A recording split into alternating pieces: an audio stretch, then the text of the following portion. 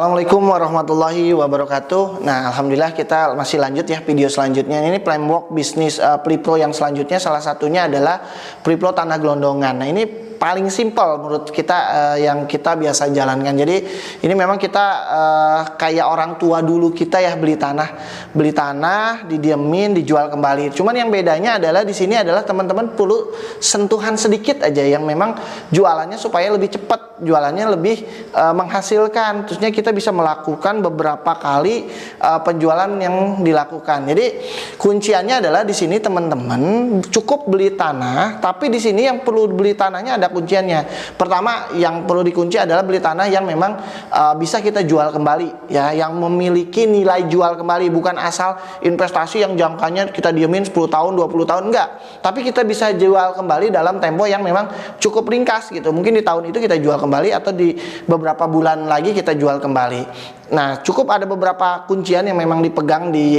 Priplo Tanah Gelondongan seperti ini. Carilah tanah-tanah tentunya yang memang di bawah pasaran, apalagi kondisi saat ini ya, ketika teman-teman melihat video ini ya, banyak banget di luar sana. Bisa dibuktikan lah teman-teman buka beberapa marketplace properti misalnya, banyak banget orang yang nyari BU gitu ya, jual butuh atau media sosial, atau teman-teman sengaja canvassing, banyak banget. Jadi carilah tanah-tanah yang memang harga pasarnya ringan gitu ya, mudah gitu ya, bisa dijual kembali dan memang merasa aman. Yang kedua, urus legal dasarnya. Ini harus banget diurus. Biasanya kalau harga rumah murah di sini atau gelondongan tidak semuanya sertifikat. Nah, tapi ini legal dasarnya harus ada. Terusnya saran kita dirapihin terbatas gitu ya, dirapikan, bisa dibuat pagar, dibuat jalan, dibuat tanaman, ditambah gelondongan. Ini contoh, misalnya contoh. Saya banyak banget tawaran tanah di bawah harga 100.000 misalnya, di bawah harga 100.000 ini dijual harganya mungkin luasannya lebih dari 100 meter, rata-rata di atas 1000 meter atau di atas 2000 meter gitu. Dan rata-rata surat dasarnya ini masih AJB atau masih girik. Nah, biasanya enaknya sih ini dibalik nama dulu ke AJB kita, terusnya kita urus dikit-dikit. Nah, dari tanah 2000 meter itu biasanya kita pecah lagi, jualnya nggak per 72 meter, 60 meter, tapi jual agak besar, misal per 400 meter, per 500 meter. Tadi kan belinya kurang lebih di bawah 100.000 atau anggap aja 100.000 kali 2000 meter 1M gitu ya. Nanti kita lakukan negosiasi, cara bayarnya bisa nggak kita DP dulu 100 juta, kita jual, kita pecah kayak kaplingan tadi, kita urus legalitasnya, balik nama, kita lakukan terbatas gitu ya. Kita lakukan perapian-perapian, biasanya dikasih nilai itu, yang tadinya harganya 100.000 kita jual lagi 300.000, tapi dikecilin, yang tadinya 2000 meter kita jual per 400 meter gitu. Yang per 400 meternya kita jual misalnya harga tadi 100.000 kita jual 300.000, jadi 120 juta. 120 juta bisa DP dulu misalnya 40 juta. Nah, 40 juta ini kembalikan ke pemilik tanah, sisanya ngurus legal, pajak dan lain-lain, marketing, dan sisanya keuntungan. Yang ini pun menghasilkan cukup lumayan. Jadi kita tinggal kenaikan harganya, dan ini masih banyak banget. Jadi tidak berlaku harus kecil, bisa juga jualan gelondongan besar gitu ya, tinggal dikondisikan. Biasanya sih ditambah sesuatu yang bermanfaat lah, ada value tambahan yang ditambahkan, bisa ditambahkan pohon misalnya, dirapihin jalan atau dibuat gazebo sedikit. Nah, ini biasanya dijalankan pada kaplingan tanah gelondongan seperti ini. Minimal ada 4 kuncian yang mesti teman-teman pegang dalam Priplo Tanah Gelondongan. Pertama tadi, harga tanahnya teman-teman tahu banget lah di bawah harga pasaran. Nah, ini biasanya harga pasaran ini bisa juga digunakan, nggak harus di tengah kota ya, di perdesaan. Kalau tadi kaplingan memang nyamannya di wilayah berkembang, ini yang belum berkembang pun bisa ya, karena kenaikannya tidak terlalu tinggi gitu, karena pecahnya tidak terlalu tinggi. Atau sekedar teman-teman nggak harus dipecah juga, langsung dijual lagi, silakan. Yang penting di sini teman-teman bisa negosiasi, atau seni negosiasinya bagus gitu ya. Yang tadinya tadi dijual 100.000 mungkin bisa aja sama teman-teman beli 50.000, minta termin waktu, teman-teman jualin lagi, tentu pasti dapat keuntungan. Ya, kuncian pertama adalah pastikan harga tanahnya memang lebih murah lah, di bawah harga pasar di kondisi. Yang kedua, bisa melakukan seni negosiasi atau pola pembayaran yang memang relatif lebih nyaman. Syukur-syukur teman-teman bisa melakukan yang namanya hot deal atau kerjasama, dilakukan, dibantu diolah oleh kita, dibantu dijualkan oleh kita. Nanti kalau laku ada hasil, kita bagi hasil. Sisanya nanti ketika putus sirkah pemilik lahan tentunya mendapatkan harga dasar modal yang ditanamkan. Yang ketiga yang memang jadi kunciannya adalah appraisal future development, pengembangan masa depan gitu ya. Jadi carilah tanah-tanah yang gelondongan pengembangannya bagus gitu. Oh, di wilayah ini nanti ada jalan tol tembus. Oh, di wilayah ini akan dibangun misal terminal. Oh, di wilayah ini akan dibangun A, B, C, D yang memang ini menjadi nilai jual, nilai tambah yang memang bisa dibagikan kepada customer gitu. Jadi kita jual aja gelondongan lagi gitu. Tapi kita yang dijualnya adalah masa depan gitu. Yang keempat, jangan banyak dibangun gitu. Ini pembangunannya terbatas aja. Tadi yang penting ada nilai tambah lah, terlihat lebih rapi, terlihat lebih elegan, terlihat lebih mempunyai nilai jual. Contoh tadi tanahnya dipotong, dikasih rumahnya rumah kayu tapi ukurannya kecil tapi bisa nilai tambah. Orang-orang yang investasi kan lumayan, oh ini lumayan lah rumah buat berkebun dan lain-lain. Nah itu perlu dirancang gitu. Ketika memang ini dirancang, jadi teman-teman jualannya nggak harus nunggu tempo waktu 10 tahun nungguin harga naik, 5 tahun harga naik ya.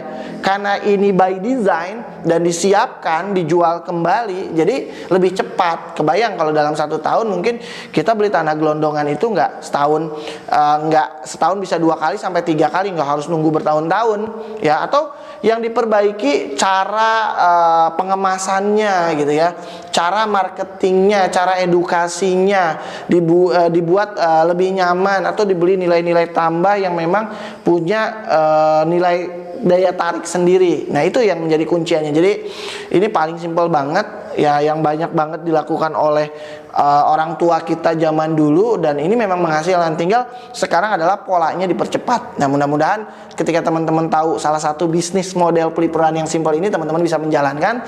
Silakan dipilih, silakan yang mulai. Yang penting teman-teman mulai dulu aja deh ya, mendapatkan hasil dan merasakan bahwa framework bisnis pelipuran ini sangat-sangat simpel dan sangat-sangat mudah. Semoga bermanfaat. Terima kasih banyak. Kita lanjut ke video-video selanjutnya.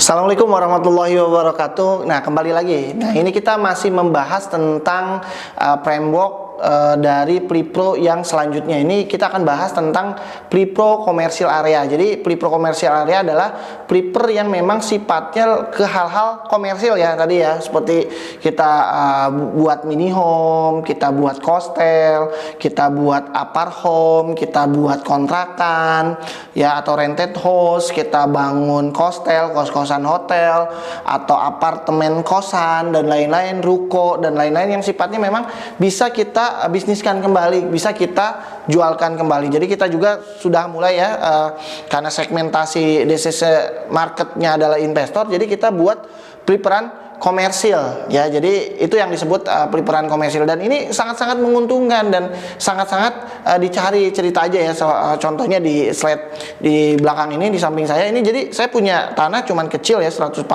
meter. Konsepnya adalah kita membangun kontrakan sebenarnya buat kos-kosan. Kita desain dengan desain yang menarik seperti rumah Eropa seperti ini gitu ya.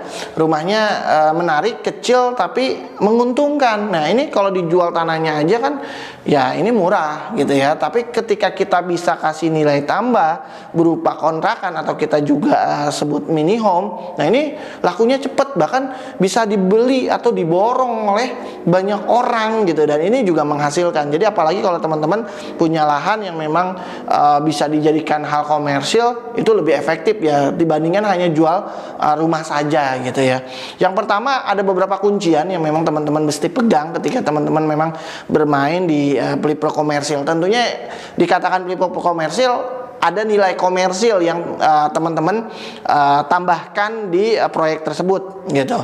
Yang pertama adalah, kuncian pertama dalam bisnis Plipro komersil, satu, punya konsep dan value yang unik gitu. Jadi jangan kayak kebanyakan kalau bikin kontrakan ya, jangan hanya kontrakan petakan aja. Kasih deh value-nya. Misal kayak saya kasih value rumah Eropa etnik gitu ya. Dengan hal etnik tersebut ya Masya Allah ya, banyak banget yang tertarik. Atau selama ini buat hotel mahal gitu, kenapa kita cari yang deket-deket universitas gitu, atau deket-deket pabrik, kita buat kos-kosan, dibuat kosan hotel agak rapi sedikit, agak menarik, tentunya nilai sewanya pun lebih tinggi gitu. Atau kita membuat apartemen, tapi apartemennya buat kos-kosan bisa. Atau apartemen yang sifatnya landed house, kita buat apartemen home yang tentunya punya nilai komersil lagi. Dan ketika kita jual, bukan hanya mendapatkan capital gain, bukan hanya mendapatkan active income, tapi mendapatkan juga passive income yang terus menerus. Nah, itu yang dikatakan komersil. Nah, ini konsep ini harus teman-teman create, harus buat benar-benar kira-kira saya akan create apa. Nah, itu salah satu stimulasinya yang teman-teman bisa lakukan. Yang kedua, ini penting banget, carilah lokasi-lokasi yang tersegmen. Kalau memang nyari untuk kos-kosan, cari tentunya yang dekat universitas, dekat perkantoran, yang lain-lain. Kalau pengen bikin ruko, tentunya yang di dekat jalan-jalan utama gitu, yang memang hilir mudiknya tinggi. Atau kalau pengen membangun kosan hotel gitu ya, dekat universitas yang tinggi dan lain. Atau kalau pengen bikin kontrakan, ya dicari wilayah memang yang dicari kontrakannya tinggi. Yang ketiga biasanya yang menjadi faktor menentu di faktor pelipro komersil ini, customer atau investor ini meminta biasanya ada tambahan keuntungan yang didapatkan. Nanti kira-kira, nah ini teman-teman harus bisa memproyeksikan, oh nanti kedapat capital gainnya kenaikannya gini, active income-nya seperti ini, passive income-nya seperti ini, return of investment-nya kurang lebih seperti ini, break even point yang terjadi seperti ini, dan lain-lain. Sehingga menarik gitu, menjadi hal-hal yang memang jadi pertimbangan untuk para investor atau pembeli, customer, buyer mempertimbangkan pembeliannya menjadi peliparan komersil. Dan tentunya buat kita seorang peliparan, biasanya nilai tambahnya atau kenaikan harga tentunya keuntungannya lebih tinggi dibandingkan hanya sekedar buat gelondongan, rumah, kaplingan. Nah, ini komersil ini biasanya lebih tinggi. Yang keempat biasanya tolong pertimbangkan adalah efektivitas dalam pembangunannya. Jadi liatin aja lah pasatnya dibuat cantik, tapi pembangunan ini jangan terlalu toh-tohan besar gitu biayanya gitu, jangan terlalu tinggi, karena biasanya kalau sifatnya komersil tanahnya aja sudah bagus biasanya harganya. Nah, jadi pembangunan di sini harus benar-benar efektif. Misal seperti mini home yang dibangun, nah itu sebenarnya konsepnya kontrakan ya, cuman belah tahu satu bangunan dibuat sama, dan denahnya pun sederhana dilakukan seperti itu. Dan Insya Allah, tapi nilai tambahnya karena fasatnya bagus, kita memang efektifkan di fasad, wow, berlomba banget. Rumah kayak gini kita jual 100 jutaan, banyak yang ngantri gitu. Dan yang tentunya yang terakhir adalah perizinan dan legalitasnya tepat. Ketika memang membuat ruko, ya tentunya izinnya izin ruko. Ketika ngurus kos-kosan, ya izinnya izin kos-kosan. Kalau membuat kios, ya izinnya izin kios. Kalau buat apartemen mini gitu ya, izinnya tentunya gedung dan lain-lain. Nah, ini tentukan sesuai dengan perizinannya. Kalau bisa mulailah dari hal-hal yang sederhana, yang punya nilai tambah, yang punya value baik, yang punya passive income, sehingga insya Allah framework ini sangat-sangat worth it banget buat teman-teman yang memang mau menjalankan, memulai dari bisnis model prepro seperti ini. Dan sini sudah banyak banget dijalankan. Semoga teman-teman salah satu jodohnya adalah membangun peliparan seperti ini. Semoga bermanfaat. Terima kasih banyak. Assalamualaikum warahmatullahi wabarakatuh.